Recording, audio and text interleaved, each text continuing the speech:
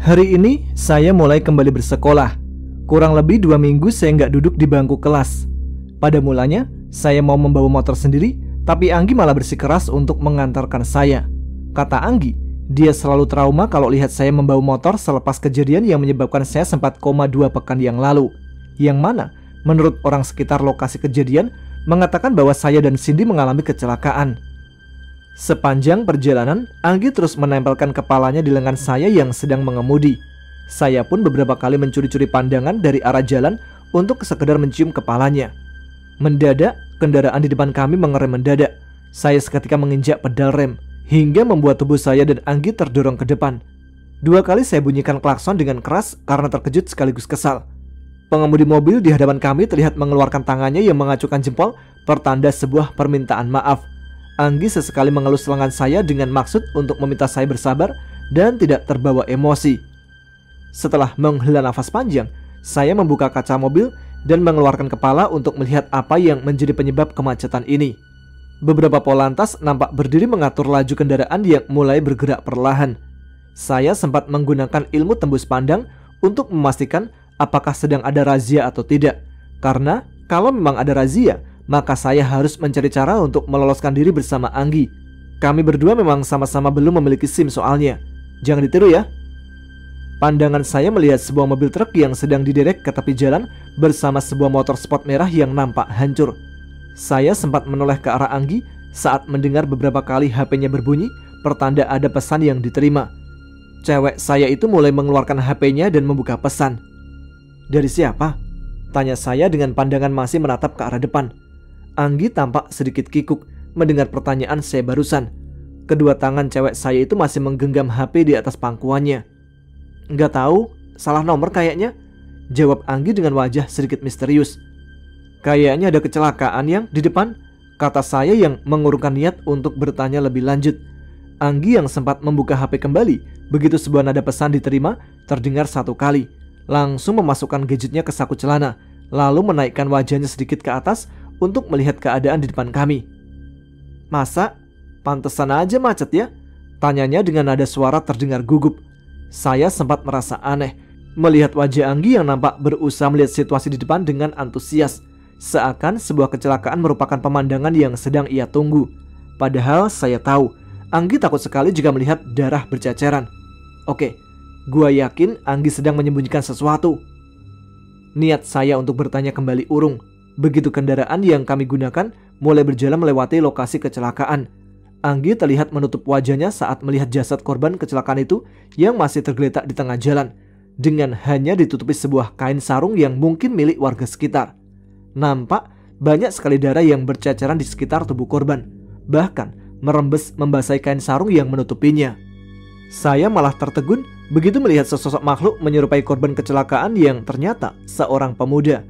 Dengan wajah hancur di bagian leher dan setengah kepalanya pecah, sedang berdiri persis di samping jasad tersebut. Makhluk itu sepertinya menyadari bahwa saya bisa melihatnya. Pandangannya menatap sendu ke arah saya, berbeda dengan pandangan jin jahil yang selama ini sering saya lihat. Tidak ada raut mengintimidasi yang terpancar dari wajahnya. Malah, saya merasa makhluk itu seakan ingin menyampaikan sesuatu lewat tatapan. Pandangan mata saya pun untuk beberapa saat terpaku ke wajahnya yang berlumuran darah. Hingga suara klakson mobil lain dari arah belakang membuat saya langsung tersadar dan melemparkan pandangan ke arah Anggi. "Udah lewat, Yang," ucap saya ke Anggi yang masih menutupi wajahnya dengan kedua telapak tangan. Perlahan, Anggi membuka telapak tangannya dan menghela nafas dalam-dalam sambil bergidik. Mang Iip nampak sedang duduk di depan gerbang sekolah saat saya dan Anggi tiba. Laki-laki parubaya itu tersenyum melihat saya yang memberi salam hormat ke arahnya dari dalam mobil Anggi. "Aku nyari ilmu dulu ya, Yang, biar jadi orang pintar, biar bisa cepat halalin kamu," ucap saya sambil mengecup kening Anggi. Sesaat, saya merasa Anggi sedikit menggerakkan dahinya, seolah canggung untuk menerima kecupan yang biasa saya daratkan di sana. "Kamu kenapa sih, Yang?" tanya saya dengan tatapan menyelidik. "Aku langsung aja ya, udah telat juga nih," kata Anggi yang malah menepis jawaban dari pertanyaan saya barusan. Saya hanya mengangguk lalu keluar dari mobilnya. Tanpa sepatah kata pun, Anggi langsung melarikan kendaraannya, meninggalkan banyak pertanyaan mengganjal di hati saya. "Astagfirullah," ucap saya yang terkejut melihat sosok pemuda korban kecelakaan tadi. Tahu-tahu sudah melayang di samping. "Nggak apa-apa nak Imam, nggak usah nyebut segala kalau tahu sudah telat. Khusus hari ini ada diskon buat nak Imam biar bisa masuk ke sekolah. 2 batang saja," ucap Mang Iip sambil mengacungkan 2 jarinya. Saya yang sempat tidak paham akan maksud security sepuh di sekolah saya itu hanya menggaruk-garuk kepala, mengingat tidak ada rokok di saku seragam sekolah saya. "Ntar aja Mang, saya belum beli rokok," jawab saya singkat sambil melirik ke arah sosok pemuda korban kecelakaan lalu lintas yang masih melayang. Namun kali ini sudah berada di belakang Mang Iip. Sepanjang jam pelajaran, saya merasa tidak fokus akan kehadiran sosok itu. Sayangnya, si kambing Rio sedang absen. Mau tidak mau teman duduk saya berganti menjadi sosok yang kepalanya mengeluarkan cairan merah darah bercampur isi otaknya yang berbuih dan menetes membasahi bahunya sendiri. Bau anyir darah sangat menyengat yang berasal dari sosok itu yang membuat saya beberapa kali menutup hidung. Saya sempat mengancam dengan suara pelan akan memusnahkan sosok jin korin pendamping pemuda itu semasa hidup jika ia tidak segera pergi dari samping tempat duduk saya. Namun, bukannya jawaban yang saya dapat, malah sosok itu menoleh sambil memegangi lehernya yang miring ke arah saya. Kembali saya melihat sebuah tatapan sendu darinya. Saya urungkan niat untuk memusnahkan sosok itu, setelah yakin tidak merasakan adanya suatu ancaman dari kehadirannya. Sepertinya makhluk itu berusaha menyampaikan sesuatu. Karena malas untuk terus melihat penampakan yang cukup membuat bulu kuduk meremang, saya memutuskan untuk bertanya langsung kepadanya. Tapi harus di tempat tersembunyi, bukan dalam kelas seperti saat ini. Dengan bermodalkan alasan masih kurang enak badan, saya meminta izin kepada Pak Gozali, guru PAI saya, untuk istirahat di UKS. Sesuai dugaan, makhluk yang terus melayang sambil menyeret kedua kakinya yang nampak terkatung seperti tak bertulang itu tetap mengikuti saya menuju ruang UKS. "Mau lu apaan?" tanya saya penasaran ke arah sosok yang dari tadi mengikuti saat sudah terduduk di ruang UKS. Seorang siswi piket di UKS yang sepertinya adik kelas nampak heran melihat saya berbicara sendiri. Saya yang gak mau orang lain berpikiran aneh langsung pura-pura meminta aspirin dan berbaring di atas tempat tidur khusus yang berukuran hanya pas untuk 1 orang dengan roda kecil 4 buah di bawahnya. Dengan sembunyi-sembunyi, saya lemparkan aspirin keluar jendela dan kembali merebahkan diri. Sosok menyeramkan itu masih melayang di sebelah saya, masih dengan tatapan sendu. Saat siswi yang piket keluar meninggalkan ruang UKS, saya kembali bangun dan terduduk menatap sosoknya dengan wajah berlumuran darah. "Mau lu apaan?" tanya saya dengan nada kesal karena mulai merasa gerah akan kemunculannya. Sosok tersebut perlahan melayang lebih mendekat ke arah saya dan mulai menempelkan telunjuknya yang masih mengeluarkan darah ke lengan kanan saya. Denyut jantung saya tiba-tiba berdetak melambat seiring kedua mata saya terpejam dengan sendirinya begitu telunjuk makhluk itu menyentuh lengan. Pandangan saya yang awalnya gelap perlahan menjadi terang seiring kilasan-kilasan kisah hidup seseorang muncul. Kilasan pertama yang saya lihat adalah sosok seorang pemuda yang sedang menenangkan seorang gadis yang menangis sambil mengusap-usap perutnya.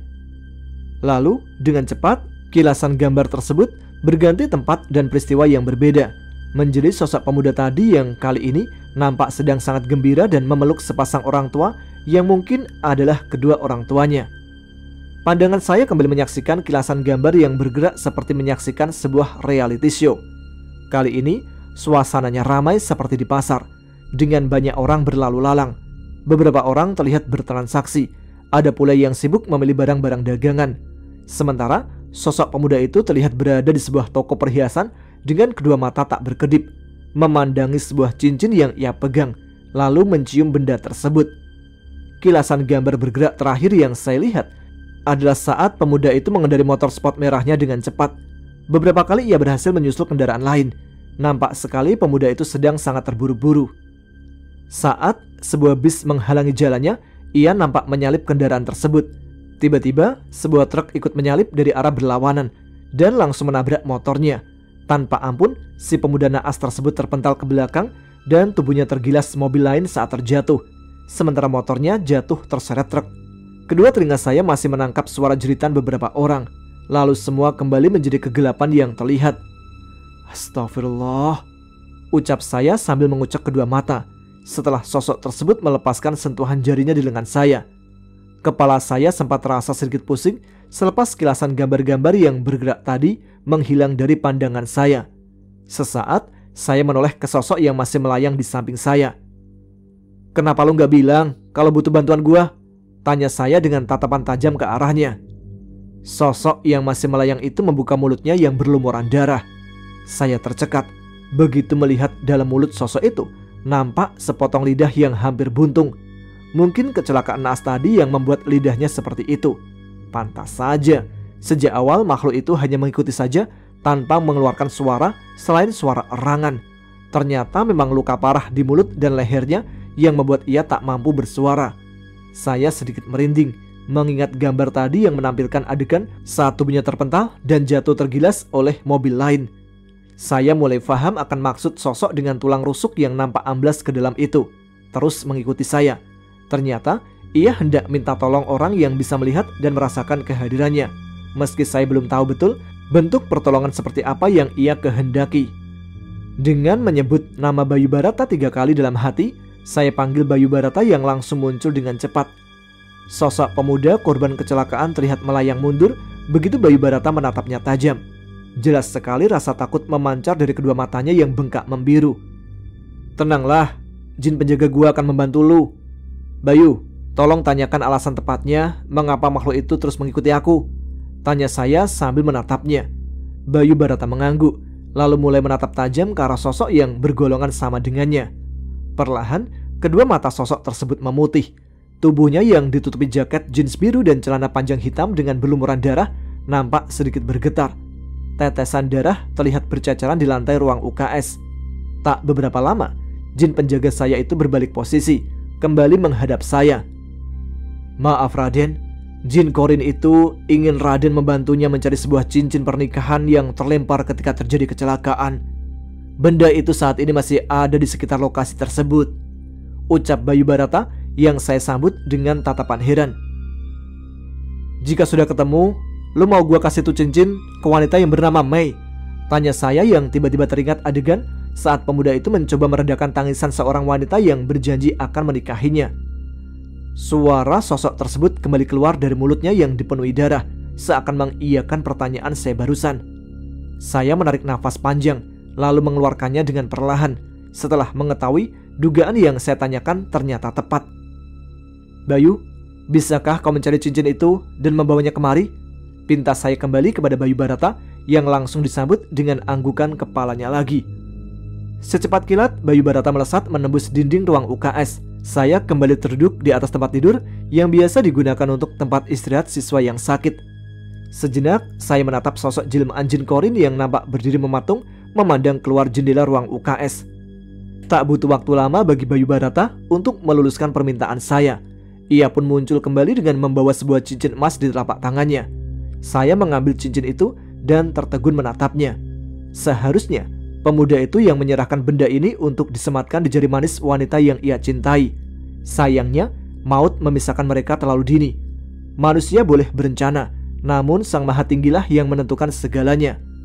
Dia sempat mengatakan bahwa saat ini jasadnya sudah berada di rumah sakit, Raden, ucap Bayu Barata setelah melemparkan pandangannya kembali ke arah sosok yang masih melayang menatap kosong keluar jendela. Saya terdiam memikirkan cara apa yang harus saya lakukan untuk membantu sosok gaib tersebut. "Aku bisa membantumu berpindah tempat dengan cepat, seperti saat kita menemui saudara perempuanmu yang akan menjaga batu mustika penjaga gerbang tempo hari, Raden," kata Bayu Barata. Saya memandang jin penjaga saya itu sambil mempertimbangkan saran darinya. Saat ini saya sedang berada di sekolah. Jika saya ikut Bayu Barata, baik dengan raga kasar ataupun hanya sukma saja, akan terlalu riskan nantinya. Berbeda situasi saat saya berpindah tempat dengan bantuan Bayu Barata ke rumah Suluh beberapa hari lalu. Saat itu, saya berada di kamar. Setelah memastikan bahwa tidak akan ada yang mengganggu, baru saya pergi ke rumah Suluh bersama Bayu Barata. Lagi pula, akan tidak baik efeknya jika saya harus berteleportasi terlalu sering bersama Bayu Barata. "Sepertinya aku sendiri yang harus pergi, Bayu. Mungkin dengan diantar seorang teman nanti," jawab saya yang menolak saran Bayu Barata dan memutuskan untuk mencari jalan lain. Mendadak, siswi yang pikat memasuki ruang UKS lagi. Pandangannya menatap heran ke arah saya yang sudah berdiri sambil memegang cincin yang dengan cepat saya sembunyikan dalam genggaman tangan. Tanpa banyak bicara, saya meninggalkan ruang UKS dan berjalan kembali menuju ke kelas. Saya memutuskan untuk kembali pura-pura sakit. Dengan memasang wajah lesu, saya menghadap ke Pak Ghazali meminta izin untuk pulang dengan alasan sakit. Joni sengaja saya ajak sebagai orang yang akan mengantar saya pulang. Joni nampak sedikit bingung, tapi mengangguk setuju begitu Pak Ghazali mengizinkan kami. Setelah mendapatkan izin darinya, saya dan Joni bergegas menuju ke parkiran motor. "Slow aja napa sih, Mam? Jalan lu. Tar orang lain curiga lagi kalau lu cuma sakit bohongan," gerutu Joni yang tertinggal beberapa langkah di belakang. Saya berhenti melangkah, namun menghiraukan keluhan Joni, malah menatap Bayu Barata dan sosok makhluk yang sedang mengharapkan bantuan. Saya mulai berbicara lewat batin kepada Bayu Barata untuk menyuruh sosok tersebut menunjukkan rumah gadis yang akan kami tuju. Bayu Barata terlihat seperti sedang berkomunikasi dengannya. Setelah sosok itu mengangguk dengan bantuan kedua tangan memegangi lehernya yang patah, Bayu Barata memohon diri untuk pergi karena ada satu hal yang ingin ia tanyakan kepada kakek moyang saya. "Lu liatin apaan sih?" tanya Joni sambil menoleh ke belakang. "Udah, buruan ah, nanya mulu kayak wartawan lu," saut saya dengan menggerutu. Joni yang mendengus sebal langsung mengeluarkan motornya. Tanpa diperintah, saya pun segera membonceng di belakang. Saya sempat menyuruh Joni untuk menggunakan helm, sementara saya mengambil helm yang ada di motor Mail dan langsung mengenakannya. Joni awalnya terheran-heran melihat saya memakai helm, namun akhirnya melakukan hal yang sama. "Ikuti dia, men," perintah saya pada Joni. "Ikuti tukang ojek maksud lu?" tanya Joni sedikit bingung. "Astaga, gua lupa. Joni kan gak bisa lihat sosok menyeramkan yang saat ini sedang melayang maju ke depan kami." Maksud gua ikutin omongan gua nanti," kata saya beralasan. Sosok tersebut terus melayang menunjukkan jalan menuju rumah perempuan yang ia ingin kami temui. Joni sempat bertanya begitu arah jalan yang kami ambil bukan menuju rumah saya, tapi saya hiraukan pertanyaannya dengan pandangan tetap terpaku ke sosok tersebut. Cukup lama kami berdua menyusuri jalan dengan panduan dari sosok yang masih melayang. Beberapa titik kemacetan pun kami temui dan sosok tersebut ikut berhenti sambil terus melayang. Dan tanpa terasa, kami sudah memasuki kawasan Trogong, Jakarta Selatan, melewati sebuah sekolah internasional tempat Anggi menimba ilmu. Kebetulan di tanjakan tepat di depan sekolah tersebut, situasi jalan mulai padat merayap. Sambil membonceng, saya edarkan pandangan ke arah sekolah tersebut. Siapa tahu saya melihat Anggi. Untuk beberapa saat, leher saya memanjang, berusaha mencari Anggi, tapi yang keluar malah siswa-siswi keturunan company. Tiba-tiba, mata saya menangkap sosok seperti Anggi sedang duduk berdua dengan seorang pemuda sebayanya di sebuah kafe yang tidak jauh letaknya dari sekolah itu. "Berhenti, John, buruan!" ucap saya setengah berteriak sambil memukul bahunya. Joni pun mulai menepi seiring tangan saya melambai ke arah kendaraan yang ada di belakang. Sementara, makhluk yang tadi melayang terlihat berhenti dan melayang mendekat kembali ke arah saya dan Joni. Sesaat setelah berhenti, saya langsung menajamkan pandangan dengan ilmu tembus pandang ke kafe yang ada di seberang jalan, ingin memastikan apakah benar Anggi yang tadi saya lihat secara sekilas. Sosok Anggi yang tersenyum ke arah pemuda seumurannya itu membuat rasa tidak enak muncul dalam hati saya. Mereka yang duduk saling berhadapan nampak sedang hanyut dalam sebuah obrolan hangat. Sesekali pemuda itu memegang tangan Anggi. Pandangan saya langsung sengaja saya tutup karena rasa cemburu mulai memancing kedua tangan saya untuk terkepal dengan sendirinya. Suara sosok menyeramkan yang masih melayang di samping membuat saya langsung tersadar bahwa saat ini ada hal yang jauh lebih penting dibanding menuruti rasa cemburu. Lagi pula, saya bisa menemui Anggi selepas membantu jin yang cukup merepotkan ini. "Jalan lagi, John," perintah saya sambil kembali membonceng di belakang Joni. "Kita mau kemana sih, Mam?" tanya Joni dengan nada mulai bete. Saya hanya terdiam karena benak saya saat ini sedang terpecah dua. Satu sisi ingin menemui Anggi dan menanyakan siapa orang yang ada di hadapannya tadi. Satu sisi yang lain, saya merasa harus membantu makhluk yang masih melayang di depan kami. Tak berapa lama, sosok itu melayang berbelok memasuki sebuah gang kecil. Saya langsung menyuruh Joni untuk berbelok ke arah yang sama. Tak jauh dari pintu masuk gang yang ternyata buntu, sosok itu berhenti sambil menunjuk ke sebuah rumah yang cukup besar. Saya segera meminta Joni untuk berhenti. "Lu tunggu di sini ya, men," kata saya ke Joni yang langsung dibalas anggukan. Saya meninggalkan Joni yang mengeluarkan sebatang rokok dari saku jaketnya dan berjalan menghampiri rumah yang masih ditunjuk oleh makhluk tersebut. Seorang gadis dengan wajah seperti dalam kilasan gambar yang sempat ditunjukkan makhluk itu ketika kami masih berada di UKS terlihat sedang duduk di teras ditemani seorang laki-laki parubaya. Sebelum mengucap salam, saya mencoba mengingat nama gadis itu. Seingat saya, pemuda itu memanggilnya dengan nama Mei. "Assalamualaikum." "Waalaikumsalam," ucap gadis tersebut yang terlihat mulai berjalan menghampiri. Pandangannya menatap heran ke arah saya yang memang asing baginya. "Maaf, ini Mbak Mei ya?" tanya saya sambil masih berdiri di luar pagar.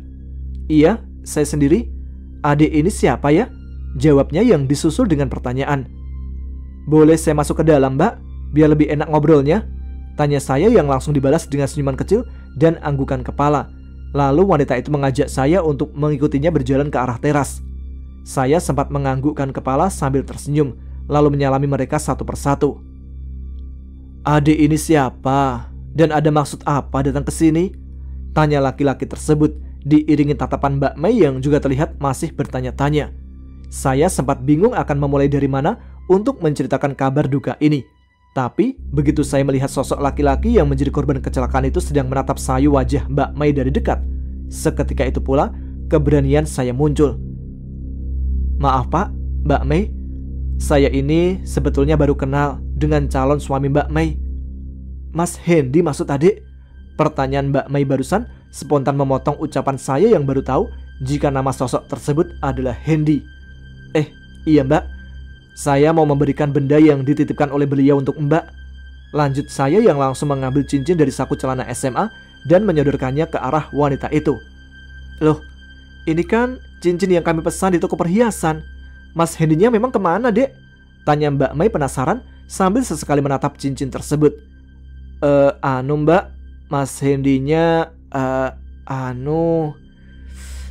dia kecelakaan Mbak. Saat ini jasadnya ada di rumah sakit," ucap saya dengan suara terbata-bata. Laki-laki parubaya yang ada di samping Mbak Mei tiba-tiba memukul meja di hadapan kami. "Kamu jangan macam-macam ya, jangan bercanda sama Maya," bentak laki-laki itu sambil menunjuk-nunjuk ke wajah saya. Saya yang sangat terkejut sempat mengepalkan tangan, namun segera saya lemaskan lagi, mengingat kedatangan saya dengan membawa kabar duka ke sebuah keluarga yang asing. Akan sangat wajar jika responnya seperti tadi. Mbak Mei juga terlihat terkejut, tapi lebih karena kabar yang saya sampaikan barusan. Kedua matanya mulai berkaca-kaca. "Tolong bilang kalau adik sedang bercanda, iya kan?" tanya Mbak Mei dengan nada suara bergetar. "Demi Allah, saya menyampaikan apa yang harus saya sampaikan. Kalau Bapak dan Mbak tidak percaya, silakan datang ke rumah sakit ini," jawab saya lirih. Mbak Maya langsung menutup mulutnya dengan kedua telapak tangannya dengan menatap tak percaya ke arah saya. 2 butir air mata mulai menetes di pipinya. Sementara laki-laki parubaya yang sepertinya bapak dari Mbak Maya terlihat mengeluarkan HP dari saku kemejanya. "Sebentar Maya, ayah coba telepon Budi Siti yang kebetulan bekerja di sana sebagai perawat. Kamu tetap di sini. Kalau sampai kamu bohong, saya jamin kamu akan sangat menyesal," ancam laki-laki tersebut sambil membuka HP-nya dan mulai berbicara dengan seseorang. Mbak Maya nampak mencoba menguasai emosi dan menunggu kabar dari bapaknya yang masih berbicara dengan seseorang lewat HP. Saya melirik makhluk yang masih melayang di dekat Mbak Maya. Matanya yang bengkak membiru memandang Mbak Maya masih dengan tatapan sendu. Mendadak, kedua mata ayah Mbak Maya melotot seiring telapak tangan kiri menutup mulutnya sendiri. "Gimana ya? Dia bohong kan ya? Mas Hendy gak apa-apa kan ya?" tanya Mbak Maya sambil memegang tangan kanan ayahnya. "Innalillahi wa inna ilaihi roji'un," ucap laki-laki itu dengan suara bergetar seiring dengan HP yang ada di genggamannya jatuh ke lantai. "Enggak, ayah pasti salah dengar. Budi Siti pasti salah orang ayah. Gak mungkin Mas Hendy meninggal ayah," ucap Mbak Maya dengan tatapan kosong sambil menggeleng-gelengkan kepala berusaha menampik sebuah kenyataan pahit yang harus ia terima. "Ikhlaskan masmu Maya, ikhlaskan nak," ucap laki-laki parubaya tersebut sambil membelai kepala anak perempuannya. "Enggak ayah, Mas Hendy gak boleh mati. Mas Hendy gak boleh ninggalin Maya dan anaknya." Mbak Maya seketika berteriak memanggil-manggil nama Mas Hendy sambil memeluk ayahnya, hingga membuat beberapa tetangganya yang mendengar teriakan pilu Mbak Maya mulai berdatangan. Tak lama kemudian, Mbak Maya jatuh pingsan. Suasana yang mendadak menjadi hiruk-pikuk memaksa saya untuk meninggalkan tempat itu. Saya sempat melirik ke arah sosok Mas Hendy yang kali ini tersenyum sambil melambaikan tangannya. "Semoga arwahmu ditempatkan di tempat terbaik di sisinya, Mas," doa saya dalam hati. Saya segera berjalan ke arah Joni yang nampak heran melihat orang-orang mulai berdatangan dan berjalan menuju rumah yang tadi sempat saya datangi. "Lu habis ngapain sih, men? Kok orang-orang malah pada datang? Terus tadi gue denger ada suara cewek jerit-jerit gitu. Ada apaan sih?" Pertanyaan Joni saya balas hanya dengan sebuah acungan jempol, lalu menyuruhnya lekas meninggalkan tempat tersebut. Tinggal satu urusan saya yang belum selesai, yaitu mendatangi Anggi dan menanyakan langsung tentang pemuda tadi kepadanya. Tapi sayang, sepertinya saya harus lebih bersabar untuk menahan niat saya tadi, karena begitu tiba di kafe tersebut, sosok keduanya sudah tidak nampak. Setelah kembali ke rumah dengan diantarkan Joni, saya langsung mengambil HP yang tertinggal di kamar. Hampir setengah hari saya harus merasakan hidup tanpa gadget tersebut. Beberapa pesan nampak terlihat di layar HP yang saya pegang, namun tak satu pun pesan yang saya terima berasal dari Anggi. Sesaat saya melihat ada pesan dari Tasya yang isinya mengajak saya untuk bertemu karena ada hal penting yang harus ia sampaikan langsung.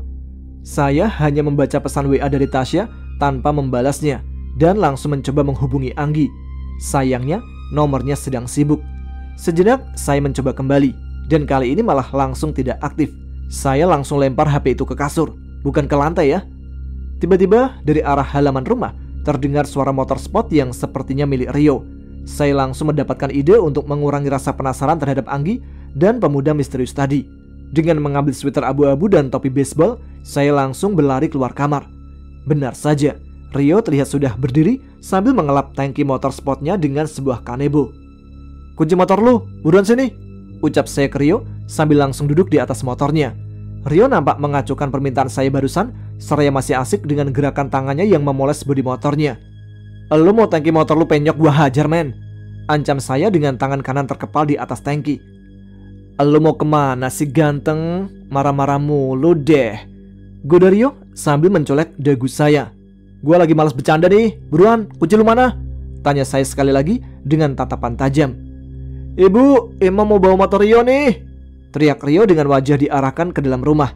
Dengan cepat saya langsung mundur ke belakang sebelum ibu saya keluar karena mendengar teriakan Rio barusan. Selain motor saya hancur dan sedang diperbaiki di bengkel, saya juga masih dilarang membawa motor sampai saat ini oleh kedua orang tua saya. Rio terkekeh melihat posisi saya berubah duduk menjadi di jok belakang. Sedari tadi saya memang sudah menduga jika si kambing akan ikut kemanapun saya hendak pergi. Masih dengan tersenyum penuh kemenangan, Rio mulai duduk di depan saya. "Kita mau kemana, bosku?" tanya Rio yang mulai menjalankan motornya. "Rumah Anggi, men," jawab saya singkat.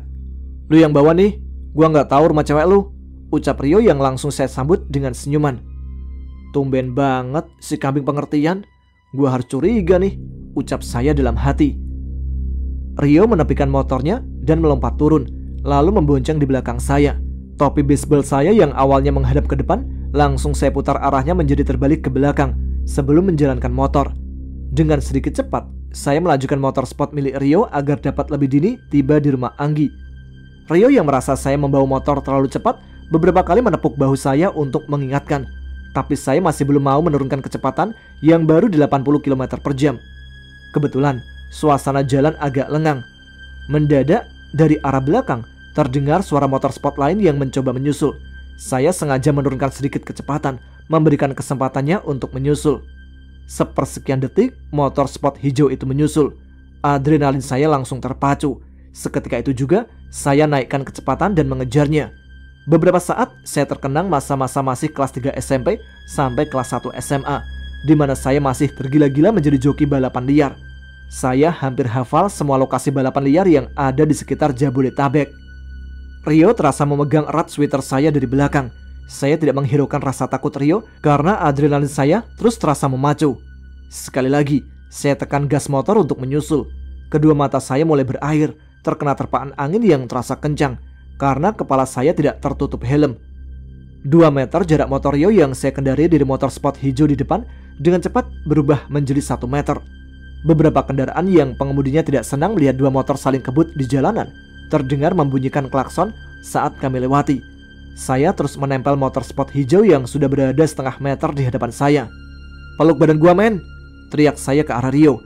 Dengan cepat, saudara saya itu memeluk badan saya dengan kencang. Saya langsung menarik gas motor Rio begitu ia sudah berada di posisi stabil dengan merapat ke badan saya. Seketika, kecepatan saya bertambah dan berhasil menyalip motor hijau tersebut. Sebuah acungan jempol terlihat dari orang yang mengemudikan motor itu. Saat saya melirik ke belakang, saya langsung membalas dengan acungan yang sama. Sebuah sensasi rasa kepuasan saya rasakan. Sudah lama sensasi rasa ini baru muncul kembali. Di jalan yang bersimpang, pengemudi motor sport hijau yang saya sendiri tidak tahu seperti apa orangnya memberi klakson yang menandakan ia akan berbelok. Saya kembali mengacungkan jempol. Tak berapa lama, saya dan Rio tiba di komplek perumahan Anggi. Tepat di beberapa meter sebelum gerbang rumahnya Anggi, saya menepikan motor. Rio yang tubuhnya terasa gemetar mencoba turun dari jok belakang. "Setan, lu kalau mau mati di jalan, jangan bawa-bawa gua, kampret," ucap Rio sambil menendang kaki saya. Tertawa saya langsung terdengar terbahak-bahak melihat wajah Rio yang masih menyisakan sedikit pucat. Setelah puas menertawakan Rio, saya langsung berjalan ke arah gerbang rumah Anggi. Seketika, saya langsung bersembunyi di balik tembok gerbangnya begitu melihat Anggi masuk ke sebuah mobil yang dikemudikan pemuda yang pernah saya lihat bersamanya. Dari balik gerbang, saya mengisyaratkan Rio untuk ikut bersembunyi. Namun, tatapan matanya seakan tak mengerti akan kode yang saya berikan kepadanya. Akhirnya, dengan terpaksa, saya keluar dari persembunyian dan menghadang mobil Honda Jazz biru yang hendak keluar dari dalam. Tatapan mata saya tajam menatap ke arah Anggi dan pemuda yang ada di sampingnya. Sejenak saya melihat Anggi tampak terkejut melihat saya yang sedang berdiri menghadang di depan. Anggi dan pemuda berambut belah pinggir itu sempat saling menatap dan keluar dari dalam mobil. Sesaat, saya merasakan sesuatu yang aneh terpancar dari pandangan pemuda itu yang sedang menatap saya dari ujung kaki, lalu mendekat ke Anggi dan berbisik mesra ke arahnya. "Kamu mau kemana?" tanya saya tanpa menyertakan panggilan kesayangan pada Anggi. Cewek saya itu nampak kaget mendengar pertanyaan saya barusan, lalu melirik ke arah Rio seakan meminta bantuan darinya. Sesaat, pemuda yang berdiri merapat ke Anggi terbatuk beberapa kali, lalu meraih tangan Anggi dan menggenggam jarinya. Anjing, lu jangan pegang cewek gua," kata saya setengah membentak sambil berjalan ke arah mereka dengan kedua tangan terkepal. Tiba-tiba, Anggi langsung melepaskan tangannya dari pemuda asing yang sudah menyulut emosi saya itu. "Kamu pergi dulu deh, aku ada urusan sebentar sama dia, nanti pasti aku jelasin semua," ucap Anggi sambil menahan dada saya dengan kedua telapak tangannya. Saya seketika menepis tangan Anggi dan menatap wajahnya dengan tajam. "Urusan lu sama si anjing itu apa, ha? Mau check-in di hotel?" Seketika, Anggi menampar pipi saya. Sensasi rasa panas membekas di sana. Tatapan mata Anggi serasa silet yang terasa menyayat relung hati saya. Untuk beberapa saat, Anggi menaikkan jari telunjuknya ke arah saya yang semakin termakan oleh emosi. "Jaga mulut kamu, Mam. Kamu lebih baik pergi. Ton, kita cabut sekarang," ucap Anggi dengan suara bergetar karena menahan ledakan amarahnya. Saya tersenyum getir mendengar kalimat Anggi barusan sambil mengusap pipi saya sendiri. "Jadi gua yang harus jaga mulut sekarang, sementara lu sendiri gak bisa jaga hati," kata saya setengah berteriak sambil melirik sejenak ke arah Rio yang mengusap-usap punggung saya dari samping. Anggi menoleh sesaat dengan kedua mata berkaca-kaca, lalu masuk ke dalam mobil. Seandainya bukan Anggi yang juga berada dalam mobil tersebut, niscaya saya bisa langsung membuat kendaraan itu terbalik dengan satu kali tendangan. "Udah men, mending kita cabut sekarang," ajak Rio sambil memegang bahu saya. Sementara pandangan saya terus menatap tajam ke arah mobil yang membawa Anggi pergi dengan kedua tangan masih terkepal. Sepulangnya dari rumah Anggi, Rio tetap berada di rumah saya. Katanya ingin memberikan dukungan moral kepada saya, padahal keberadaannya malah membuat saya terkadang makin jengkel. Beberapa jokes maupun topik bahasan dilontarkan Rio agar saya tidak terlalu memikirkan kejadian bersama Anggi tadi. Tapi percuma, dalam hati saya masih terpatri bayangan Anggi yang menampar wajah saya. "Lo mau ngelong gak tar malem, men?" kata Rio sambil membuka jendela kamar saya dan mulai menyalakan rokok.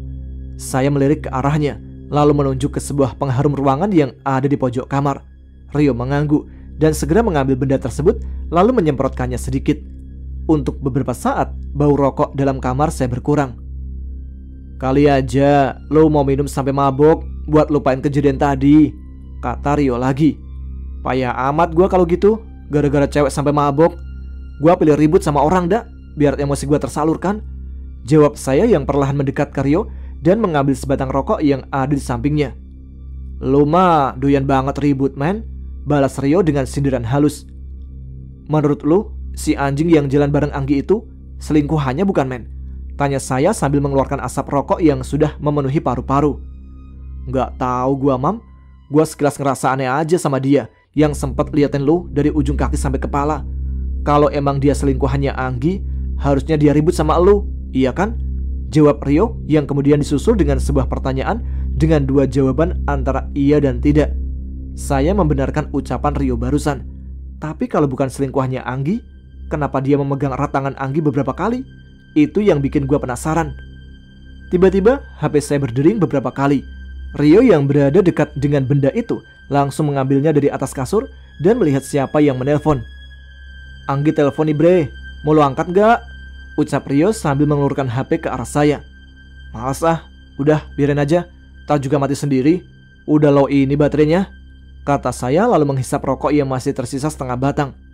Rio kembali meletakkan gadget saya di atas kasur dan mulai berbaring. Untuk beberapa kali HP saya itu masih berbunyi. Saya yang malas untuk mengangkat telepon dari Anggi mengambil remote untuk menyalakan musik. Saat saya mulai terhanyut dengan alunan gitar akustik, tiba-tiba Rio kembali menyodorkan HP ke arah saya. Tasya telepon nih, kata Rio sambil mengecilkan volume suara musik.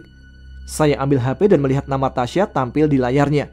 Sesaat ada rasa ingin mengangkat telepon dari Tasya, namun saya urungkan dan meletakkan HP di atas meja belajar. Kok nggak lu angkat, men? Tanya Rio heran. Gue itu lagi kusut sama Anggi. Kalau gue ladenin Tasya juga bisa malah tambah kusut dua-duanya bre, kata saya sambil mengeluarkan sebatang rokok lagi dan mulai menyalakannya. Malam harinya saya meminta izin kepada ibu untuk pergi ke rumah Rido dengan diantar oleh Rio. Ibu memberikan izin dengan satu syarat, jangan saya yang membawa motor. Saya sempat melirik tajam ke arah Rio yang berdiri di belakang ibu sambil menggelengkan kepala. Saya takut dia menceritakan soal kebut-kebutan di jalan melawan motor sport lain tadi siang kepada ibu. Setelah diizinkan, saya langsung bergegas menuju rumah Rido bersama Rio yang kali ini membawa motor matic berwarna pink milik kakak perempuannya. Cukup lama saya mengemudikan motor milik kakaknya Rio. Terpaan angin dingin membuat saya harus menyalahkan diri sendiri yang hanya memakai t-shirt dan celana pendek. Sementara Rio dengan nyamannya membonceng di belakang. Setelah sebuah belokan saya lalui, saya pun mulai memasuki perumahan tempat rumah Rido berada. Begitu tiba di sana, saya langsung memarkirkan motor pink di dalam garasi rumah Rido, persis di sebelah motor sport hijau yang nampak tidak asing bagi saya. Rio terlihat sama-sama memperhatikan motor tersebut. Lu inget motor ini, men? Tanya saya ke Rio yang masih memperhatikan tiap inci dari motor tersebut. Kagak, jawab Rio singkat. Ah, PA banget lu. Ini kalau nggak salah motor yang sama dengan motor yang tadi siang adu balap sama gua di jalan. Lu kan bonceng, masa lu nggak inget? Kata saya yang mencoba mengingatkan Rio. Ye, mata gua dari awal lu ngebut udah merem kambing, balas Rio sambil sesekali melirik motor tersebut. Badan doang tinggi gede kayak militer.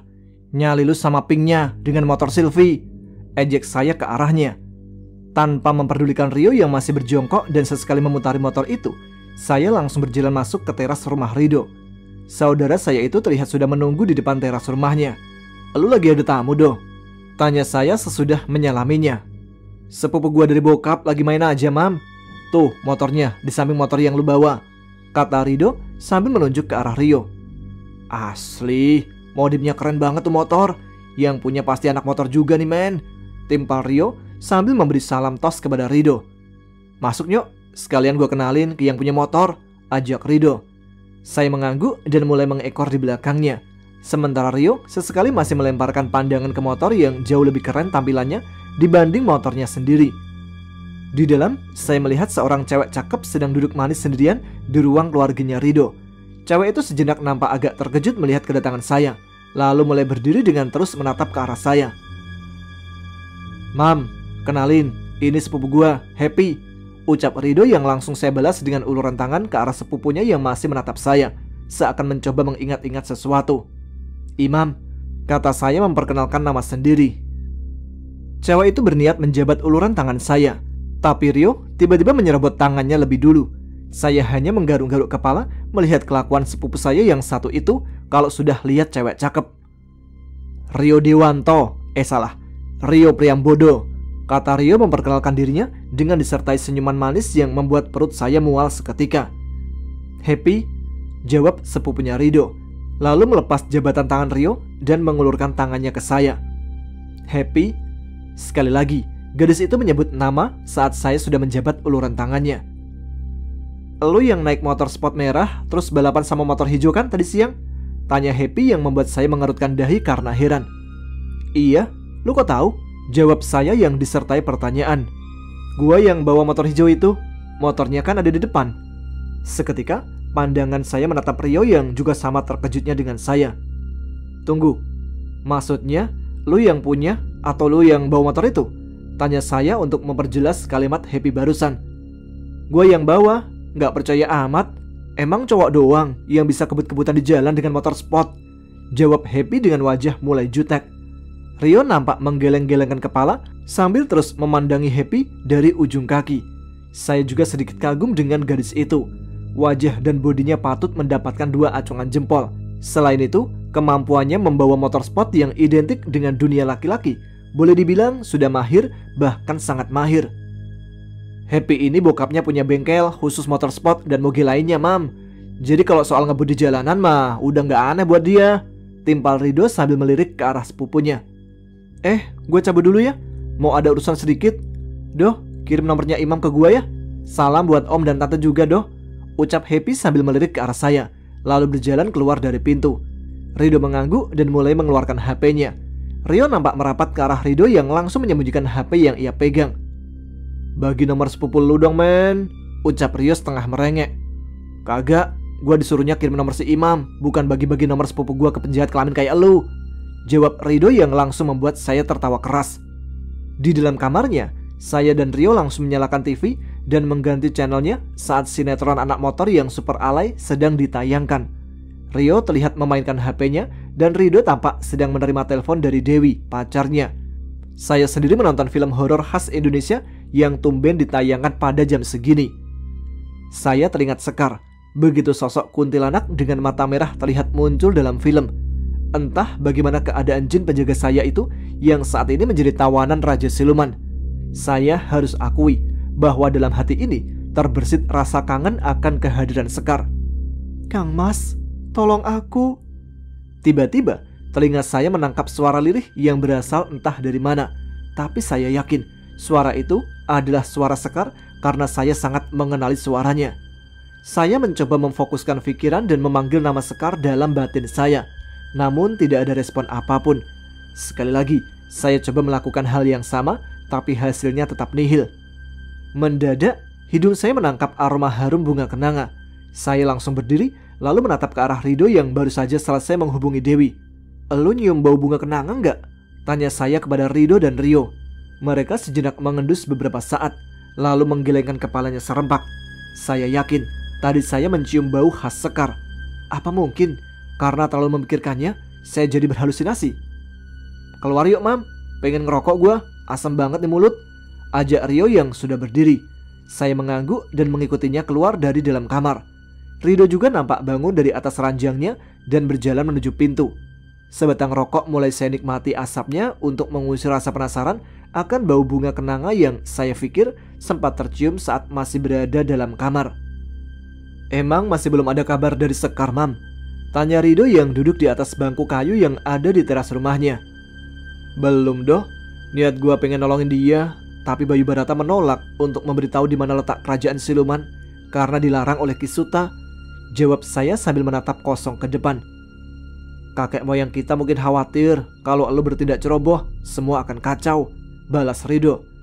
Rio yang tidak mengerti terus memainkan game di HP-nya sambil menikmati asap rokok yang dipegangnya dengan tangan kiri. Sesaat saya merasa HP dalam saku celana pendek saya bergetar. Lalu saya masukkan lagi begitu melihat Anggi yang menelpon. Malas rasanya bertemu dengan Anggi di saat seperti ini. Terlebih saat ingatan kejadian tadi siang muncul di benak saya. Kenapa hubungan yang sudah sempurna bagi saya harus cacat seperti ini? Saya melirik jam tangan yang sudah menunjukkan jam 9:30 malam. Beberapa orang nampak berjalan melewati depan pagar rumah Rido. Gua pulang ya doh, besok gua ada ulangan. Belum sempat buka buku nih, ucap saya dan langsung dibalas dengan senyuman ridho. Tiba-tiba, bau bunga kenanga kembali tercium di hidung saya. Kali ini sangat bau sekali. Ridho yang sepertinya mencium juga menatap saya dengan pandangan heran. Mendadak, sekelebat bayangan seperti orang terbang melesat di atas. Saya langsung menggunakan ilmu tembus pandang untuk mencari tahu apa yang barusan melesat. Samar-samar, saya lihat bayangan seseorang berpakaian hitam melayang dengan cepat ke arah timur. Lu tunggu di sini dulu sama Ridho, men. Perintah saya ke arah Rio yang nampak kebingungan. Saya segera berlari ke depan dan melihat sesaat sekeliling perumahan tempat Ridho tinggal. Bagus, udah sepi, ucap saya sesaat. Lalu mulai menyalurkan tenaga dalam untuk mengeluarkan ilmu meringankan tubuh. Bismillah, hap! Saya melompat tinggi dan hinggap di atas sebuah rumah. Pandangan saya menyisir ke arah timur, mencoba mencari bayangan tadi. Itu dia, ucap saya setengah berteriak. Satu lompatan kembali saya lakukan dengan bertumpu pada genting keramik rumah tersebut. Terpaan angin saat masih melompat membuat saya harus merasakan dingin yang cukup menusuk kulit. Di sebuah dahan pohon rambutan di luar perumahan tempat Ridho tinggal, saya hinggapkan kedua kaki. Kedua mata saya yang sudah menggunakan ilmu tembus pandang masih melihat bayangan perempuan itu yang sedikit jauh melayang ke arah timur. Tiba-tiba, sesosok kuntilanak dengan semua wajah tertutup rambutnya yang kasar dan panjang itu muncul di samping sambil menggeram. Awalnya saya mengacukan kehadirannya dan meneruskan mencari sosok bayangan perempuan yang masih samar terlihat. Namun mendengar geramannya masih berlanjut membuat konsentrasi saya buyar. Diam lo, atau mau gue bakar sekarang juga, ancam saya dengan tangan bercahaya karena ilmu tapak jagat sudah siap menghantamnya. Perlahan sosok itu melayang mundur menembus ranting yang berdaun rimbun sambil menatap tajam ke arah telapak tangan kanan saya. Saya kembali menyisir arah timur dan menangkap sosok yang melayang itu sedang berdiri di atas sebuah atap rumah kosong. Dengan menyalurkan setengah tenaga dalam di kedua kaki, saya bersiap untuk melakukan sebuah lompatan final. Kedua kaki saya mulai terasa hangat karena telah tersalurkan tenaga dalam. Tubuh saya melompat tinggi dengan posisi rebah melayang agar lompatan saya bisa mencapai sosok yang saya ikuti dari tadi yang berada di sekitar jarak 200 meter. Sialnya, terpaan angin yang cukup besar membuat tubuh saya terdorong ke samping dan terpaksa hinggap bukan di tempat yang dikehendaki. Dengan jarak yang kira-kira sudah 50 meter, saya bisa melihat jelas sosok yang sedang berdiri membelakangi saya itu benar seorang wanita yang berpakaian serba hitam dengan rambut panjang terurai dan bergerak-gerak tersapu angin. Tanpa pikir panjang, saya meneruskan kembali satu lompatan sambil berputar satu kali di udara dan tepat mendarat di hadapan sosok misterius itu. Sekar, ucap saya tertahan begitu melihat langsung wajah sosok itu yang ternyata adalah Sekar. Bau harum bunga kenanga menyerbak keluar dari tubuh Sekar yang seperti saat pertama kali saya bertemu. Sekar yang masih berdiri memandang kosong ke arah langit yang nampak gelap tanpa bulan dan bintang, seakan tak menyadari kehadiran saya yang berdiri di hadapannya. Tubuh Sekar yang ramping terbalut baju hitam layaknya seorang pendekar wanita pada film-film kolosal zaman dulu. Mahkota kecil yang dulu tersemat di kepalanya pun berganti menjadi sebuah tali hitam yang mengikat dahi. Pantas saja saya tak mengenali sosoknya yang sedari tadi saya ikuti, karena memang penampilan Sekar sudah sangat jauh berbeda. Sekar, ucap saya lagi memanggil namanya dengan suara lirih. Sesaat, Sekar terlihat menatap saya dengan tatapan sendu namun aneh, lalu kembali memandangi langit malam. Saya yang heran melihat reaksi dingin dari Sekar mulai berjalan mendekat ke arahnya. Tiba-tiba, Sekar menoleh sambil menatap tajam ke arah saya. Langkah kaki saya terhenti begitu Sekar menatap dengan cara seperti itu. Mendadak ia melompat turun ke arah sebuah lapangan sepak bola yang ada di jarak beberapa puluh meter dari atap rumah tempat kami berdiri.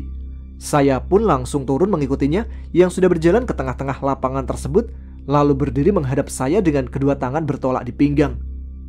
Kita adu kekuatan di sini. Bunuh aku atau kau yang kubunuh, ucap Sekar dengan nada menantang.